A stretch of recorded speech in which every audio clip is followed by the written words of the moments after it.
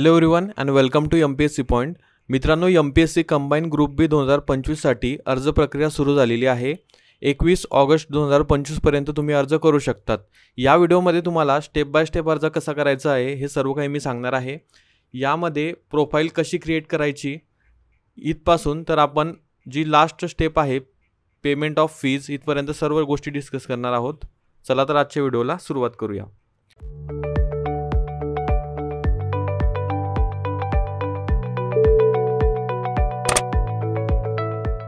पहिला महत्त्वाचा मुद्दा म्हणजे MPSCचा फॉर्म भरण्यासाठी कोणकोणत्या स्टेपमधून आपल्याला जावं लागतं.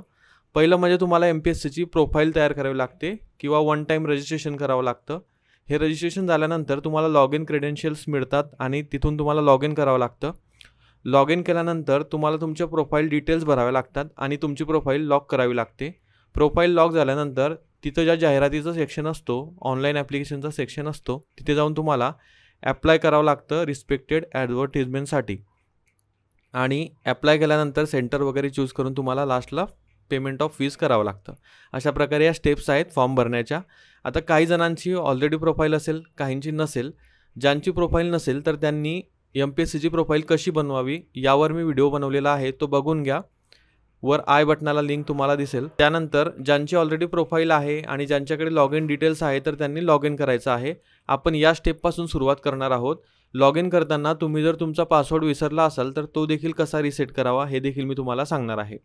आणि महत्त्वाचा मुद्दा म्हणजे लास्ट डेट जी आहे ती 21 ऑगस्ट 2025 आहे. रात्री 12पर्यंत तुम्ही फॉर्म भरू शकतात. पण आता जी MPSCने KYC आणलं होतं त्याच्याबद्दल काय, तर जे KYC आलं होतं मित्रांनो ते पुढे ढकललेलं आहे आयोगाने. त्यामुळे आत्ता फॉर्म भरताना KYC करण्याची गरज नाही. नंतर जेव्हा केव्हा KYCची लिंक ॲक्टिव्ह होईल तेव्हा मी तुम्हाला कळवेल आणि तेव्हा तुम्हाला KYC करावं लागेल. सध्या फॉर्म भरण्यासाठी जी आपली ट्रेडिशनल मेथड आहे विदाऊट KYC तेच तुम्हाला फॉलो करायची आहे. चला आपण आता स्टेप बाय स्टेप सर्व प्रोसेस बघूया. MPSCचा अर्ज करण्यासाठी mpsconline.gov.in/candidates या वेबसाईटवर यायचं आहे.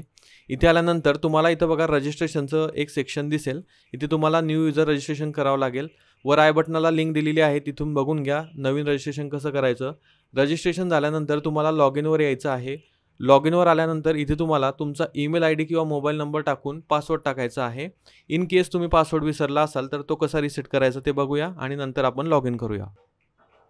इथे रजिस्ट्रेशन नंबर तुम्ही किंवा मोबाईल नंबर टाकू शकतात. सो इथे नंबर टाकूया. आता आपण मोबाईल नंबर टाकून झाल्यानंतर पासवर्ड टाकायचं ज्यांना माहीत असेल त्यांनी, आणि जे पासवर्ड विसरले असतील त्यांनी फॉरगॉट ऑर रिसेट पासवर्डवर क्लिक करू शकता. बघा जेव्हा तुम्ही फॉरगॉट ऑर रिसेट पासवर्डवर क्लिक करता तेव्हा तुम्हाला इथे युजर नेम, ईमेल ID आणि मोबाईल नंबर असे 3 ऑप्शन्स दिसतात. त्यापैकी कुठलाही ऑप्शन चूज करून तुम्ही तुमचा पासवर्ड जो आहे तो रिकवर करू शकतात. इथे आपण मोबाईल नंबर ही स्टेप घेणार आहोत. मोबाईल नंबर टाकून आपण OTPs मिळवणार आहोत. मोबाईल नंबर टाकून झाल्यानंतर गेट OTP या बटनावर क्लिक करायचं. त्यानंतर तुमच्या मोबाईलला किंवा तो तुम्ही इथे टाकायचा आहे आणि व्हेरीफाय OTP करायचा आहे. OTP टाकून झाल्यानंतर व्हेरीफाय OTPवर क्लिक करून तुमची डेट ऑफ बर्थ तुम्हाला इथे सिलेक्ट करावी लागेल. डेट ऑफ बर्थ टाकून झाल्यानंतर सबमिट या बटनावर क्लिक करा. सबमिट केल्यानंतर तुम्हाला इथे नवीन पासवर्ड टाकण्याचे ऑप्शन्स येतील. तर इथे नवीन पासवर्ड तुम्हाला दोघे ठिकाणी सेम पासवर्ड टाकून रिसेट या बटनावर क्लिक करायचं आहे. दोघे ठिकाणी पासवर्ड टाकून झाल्यानंतर रिसेट या बटनावर क्लिक करायचं. रिसेट केल्यानंतर तुमचा जो पासवर्ड असेल मित्रांनो तो रिसेट झालेला आहे आणि तुम्ही आता लॉग इन करू शकाल. तर लॉग इन करण्यासाठी इथे मोबाईल नंबर आणि पासवर्ड जो आता तुम्ही बनवला तो टाकायचा आणि लॉग इन करायचं. लॉग इन केल्यानंतर एक कॅप्चा इथे येईल. तो कॅप्चा ॲज इट इज तुम्हाला इथे फिल करायचा आहे. एकही नंबर चुकू द्यायचा नाही आणि प्रोसीड करायचं आहे. बघा आता जर तुम्ही ऑलरेडी MPSCची प्रोफाईल क्रिएट केलेली असेल तर तुमच्या समोर हा इंटरफेस येईल. आणि हा इंटरफेस आल्यानंतर तुम्हाला इथे काही सेक्शन्स दिसतील. Home, profile creation, online application, my account आणि करस्पॉन्डन्स. इथे बघा तुम्ही जेव्हा नव्याने प्रोफाईल तयार करता तेव्हा तुम्हाला ही प्रोफाईल क्रिएशनची टॅब ओपन दिसते. पण आता ऑलरेडी आपली प्रोफाईल क्रिएट आहे, ऑलरेडी आपण काही परीक्षा दिलेल्या आहेत, ऑलरेडी फॉर्म भरलेले आहेत, तर त्यावेळेस आपला हा सेक्शन ॲक्टिव्ह नसतो. मग या कंडिशनमध्ये आपल्याला काही एडिट करायचे असतील प्रोफाईलमध्ये तर ते आपल्याला माय अकाउंट सेक्शनमध्ये जाऊन करावे लागतात. तर प्रोफाईल एडिट करण्यासाठी माय अकाउंट या सेक्शनमध्ये जा आणि सर्व स्टेप्स कम्प्लिटली फिल करा. जर नव्याने अकाउंट बनवलं असेल तर डायरेक्टली प्रोफाईल क्रिएशनला तुम्ही याल. तिथून तुम्हाला सर्व स्टेप भरायचे आहेत. आता आपण पहिल्यांदा माय अकाउंट सेक्शनला जाऊया. इथे आल्यानंतर तुम्हाला इथे तुमच्या डिटेल्स दिसतील, प्रोफाईलची समरी दिसेल. प्रोफाईलची समरी दिसल्यानंतर तुम्हाला इथे अपडेट और अनलॉक प्रोफाईल करायचं आहे, जेणेकरून तुमची प्रोफाईल तुम्हाला अपडेट करता येईल. मग अपडेट और अनलॉक प्रोफाईलवर क्लिक केल्यानंतर तुम्हाला काही OTPs लागतील, जे तुमच्या मोबाईल नंबरला येतील. तर ते OTP तुम्हाला इथे टाकावं लागेल.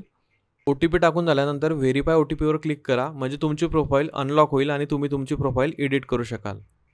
बघा, आता प्रोफाईल क्रिएशनच्या एकूण स्टेप 6 आहेत. त्यापैकी पहिली स्टेप जी आहे ती पर्सनल इन्फॉर्मेशन आहे, दुसरी ॲड्रेस इन्फॉर्मेशन, तिसरी अदर इन्फॉर्मेशन, चौथी क्वालिफिकेशन संबंधित, पाचवी एक्सपिरियन्स आणि लास्ट जी आहे ती अपलोड फोटो और सिग्नेचर.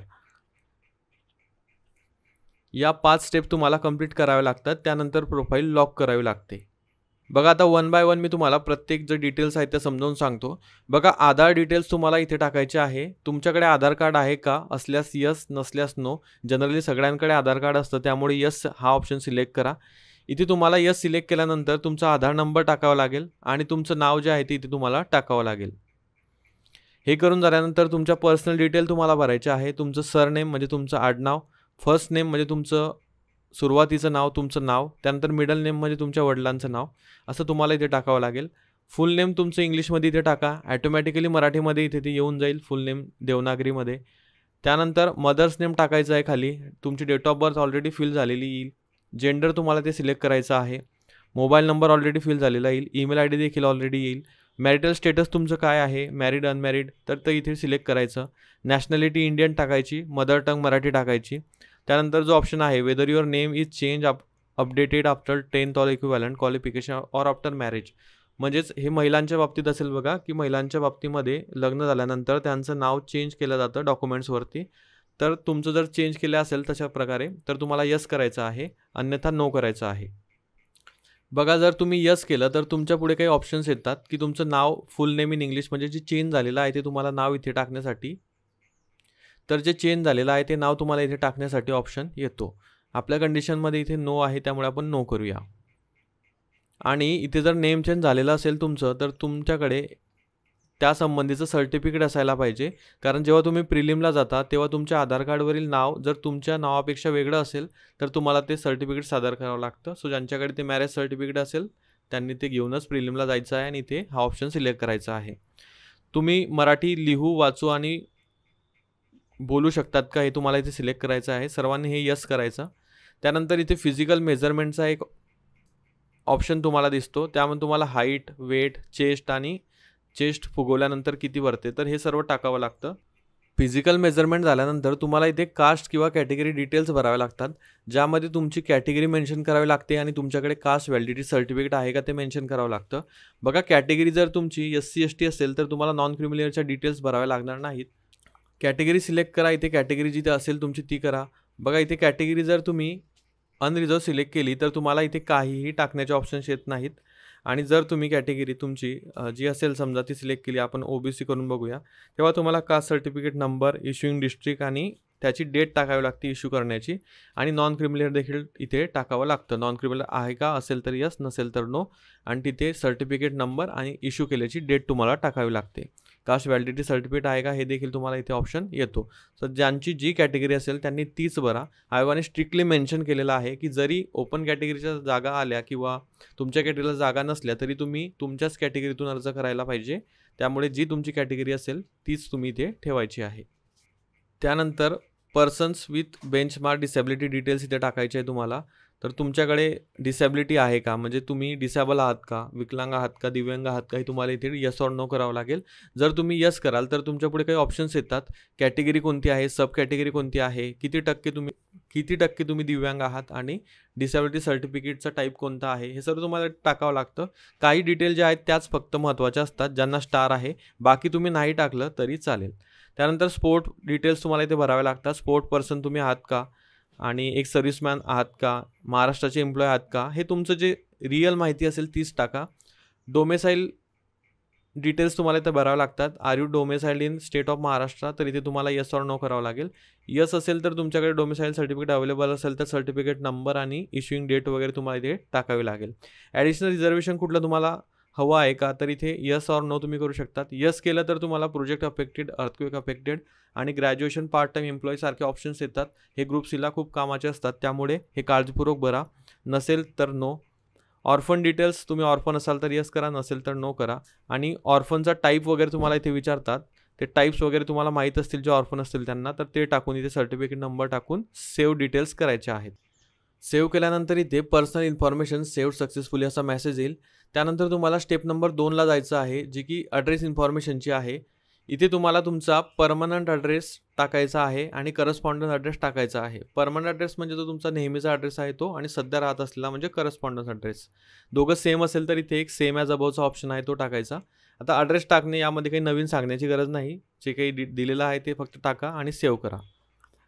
सेव्ह केल्यानंतर अदर इन्फॉर्मेशनमध्ये जा, तर इथे सर्व जे आहेत मित्रांनो दिलेल्या यस नो क्वेश्चन आहेत, तर ते सगळे तुम्हाला नो करायचे आहेत. हे काही केसेस, कोर्ट केसेस किंवा पोलीस संबंधित हे असतात. तुमच्या विरुद्ध कोणती केस फाईल झाली आहे का, MPSCने तुम्हाला डिबार वगैरे केला आहे का, तर हे सर्व नो करा आणि पुढे जा. सेव्ह या बटनावर क्लिक करा. इथे तुम्हाला काही प्राइजेस, मेडल, स्कॉलरशिप मिळाले आहेत का हे तुम्हाला टाकावं लागतं. एक्स्ट्रा करिक्युलर ॲक्टिव्हिटीज इंटरेस्ट आहे का, तुमचा हॉबीज कोणत्या आहेत तर त्या तुम्हाला इथे टाकाव्या लागतात. सो हे ऑप्शनल आहे, कंपल्सरी नाही. टाकायचे असेल तर टाकू शकतात, अदरवाईज स्किप करू शकतात. त्यानंतर सेव्ह या बटनावर क्लिक करायचं. सेव्ह केल्यानंतर पुढे तुम्हाला क्वालिफिकेशन इन्फॉर्मेशनमध्ये जायचं आहे. क्वालिफिकेशन इन्फॉर्मेशनमध्ये तुम्हाला इथं SSC, HSC, त्यानंतर ग्रॅज्युएशन, पोस्ट ग्रॅज्युएशन, त्यानंतर सर्टिफिकेशन्स अशा प्रकारे सिक्वेन्स ठेवून सर्व काही डिटेल्स टाकावे लागतात. बघा, जेव्हा तुम्ही पहिल्यांदा प्रोफाईल क्रिएट करत असाल तेव्हा तुमच्यासमोर असा तक्ता येणार नाही. ही ऑलरेडी भरलेली माहिती आहे, त्यामुळे इथे डायरेक्टली येते.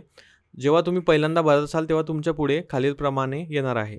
जेव्हा तुम्ही पहिल्यांदा प्रोफाईल क्रिएट करत असाल तेव्हा तुमच्यासमोर फक्त अशा प्रकारचा हा चार्ट येणार आहे. इथे तुम्हाला क्वालिफिकेशन टाईप पहिल्यांदा SSC करायचं, त्यानंतर सगळं हे सिलेक्ट करायचं, क्वालिफिकेशन काय आहे, नंबर ऑफ अकॅडमिक मंथ्स. जेव्हा MPSCला विचारण्यात आले होते, मी हेल्पलाईनला कॉल केला होता तेव्हा त्यांनी 12 टाकण्याचे सांगितले होते, 10वीला देखील आणि 12वीला देखील. ग्रॅज्युएशनचे देखील पर इयर 12 पकडून तुम्ही टाकायचे आहे. पर्सेंटेज CGP इथे टाकायचा व्यवस्थित. SSC टाकून झाल्यानंतर HSC टाका, HSC झाल्यानंतर ग्रॅज्युएशन टाका. शेवटच्या वर्षाला जे असतील त्यांनी ॲपियर टाका, म्हणजे त्यांना डेट्स वगैरे टाकण्याच्या गरज पडणार नाहीत पास होण्याच्या. आणि ज्यांचं पोस्ट ग्रॅज्युएशन असेल त्यांनी पोस्ट ग्रॅज्युएशनचे डिटेल भरा. ज्यांचं MSCIT झालं असेल त्यांनी ते देखील मेन्शन करा. इथे MSCIT जर टाकायचं असेल तर इथे तुम्हाला सर्टिफिकेशन्स टाकावे लागतील आणि तिथे सर्टिफिकेशनमध्ये इथे MSCIT तुम्हाला शोधावं लागेल. सो इथे तुम्ही ते टाकू शकतात. त्यानंतर तुमच्याकडे टायपिंग सर्टिफिकेट असतील किंवा तुम्ही ॲपियर असाल तर तुम्ही ते सर्टिफिकेशन्स टाकायचे आहेत. त्यामध्ये तुम्हाला हे तिघही तुम्ही टाकू शकतात झालेले असेल तर, आणि नसेल तर यापैकी जे झालेलं आहे तेच टाकायचं. Certification GCC TBC 30 words per minute 40 आणि मराठी 30. बघा, आता मी तुम्हाला एक डिटेल जी आहे ती एडिट करून दाखवतो ग्रॅज्युएशनची. सो बघा, आता ग्रॅज्युएशनचं टाकताना काय करायचं, नेम ऑफ क्वालिफिकेशन ग्रॅज्युएट तुमचं काय आहे तर ते जे तुमचं ग्रॅज्युएशन झालं असेल ते तुम्हाला इथे टाकावं लागेल. आपल्या केसमध्ये BCom आहे इथे, सो आपण BCom टाकून कॉमर्स इथे सिलेक्ट करूया. स्टेट जे आहे ते स्टेट टाकायचं. स्टेट टाकल्यानंतर तुमची युनिव्हर्सिटी इथे सिलेक्ट करायची. युनिव्हर्सिटी सिलेक्ट केल्यानंतर क्वालिफिकेशन स्टेटस पास आहे की नाही ते टाकायचं. क्वालिफिकेशन कंप्लीट कधी झालं त्याची डेट तुमच्या मार्कशीटला असते 3rd इयरच्या खाली, तर ती टाकायची. इथे क्वालिफिकेशन कंप्लीट झाल्याची तारीख टाकून इथे नंबर ऑफ अटेम्प्ट्स 1 टाकायचं आहे तुमच्या केसमध्ये, जर एकाच अटेम्प्टमध्ये तुम्ही सर्व पास केलं असेल तर. अदरवाईज इथे तुम्ही जास्त देखील टाकू शकतात जर जास्त तुम्हाला वर्ष लागले असतील तर. पर्सेंटेज किंवा CGP इथे टाकायचे आहे. सो पर्सेंटेज किंवा CGP आपण इथे टाकू शकतो. नंबर ऑफ अकॅडमिक मंथ्स, तुमच्या ग्रॅज्युएशनला किती वर्ष होती त्यानुसार व्यवस्थित हे टाका. बरोबर, एका वर्षाला 12 महिने पकडून चालायचं आणि इथे टाकायचं. क्लास ऑर ग्रेड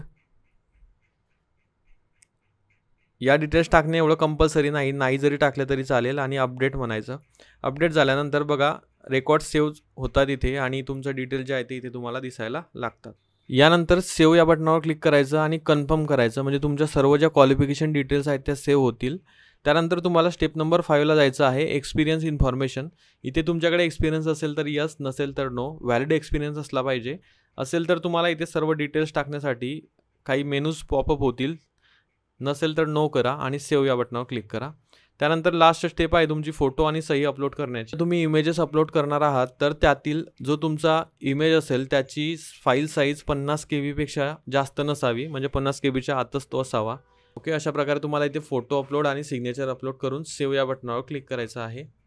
सेव्ह करून झाल्यानंतर इथे हा चेकबॉक्स टिक करा. टिक केल्यानंतर सबमिट अँड लॉक प्रोफाईल करा.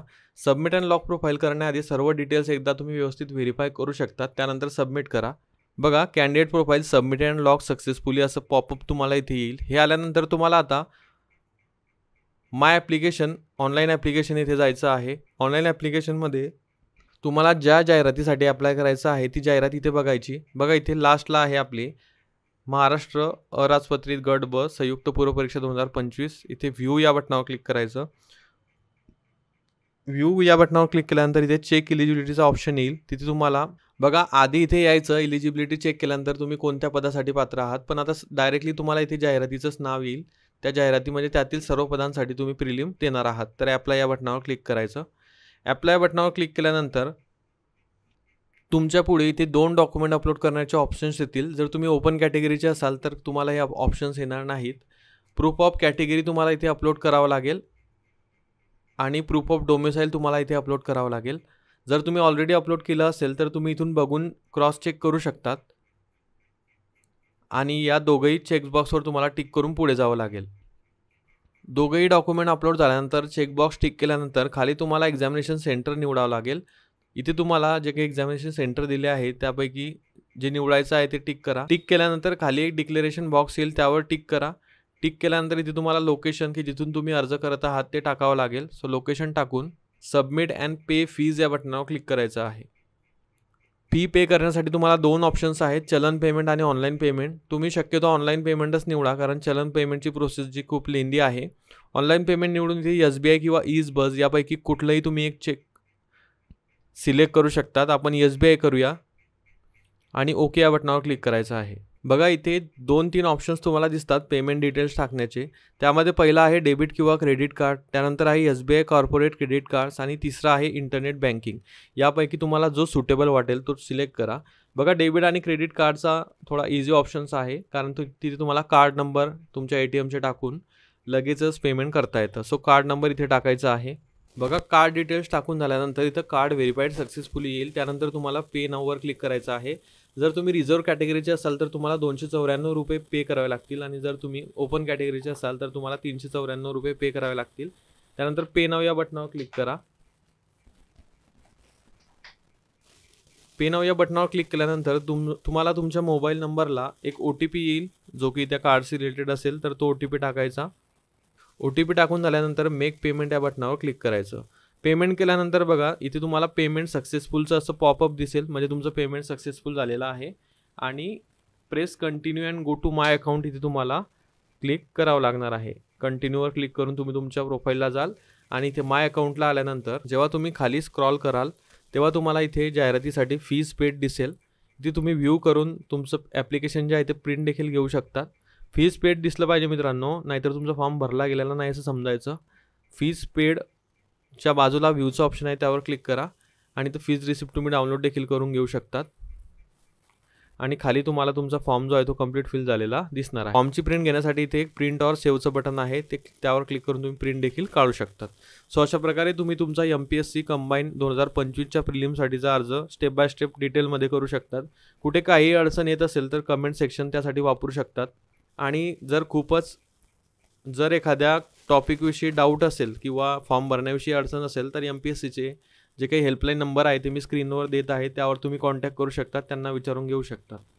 आय होप तुम्हाला या व्हिडिओची मदत होईल. मित्रांनो, तुम्हाला जर व्हिडिओचा फायदा झाला असेल किंवा व्हिडिओ आवडला असेल तर लाईक करा, चॅनलला नवीन असाल तर सबस्क्राईब करा. आजच्या व्हिडिओसाठी एवढेच. आपण भेटूया पुढच्या व्हिडिओमध्ये. Thank you for watching.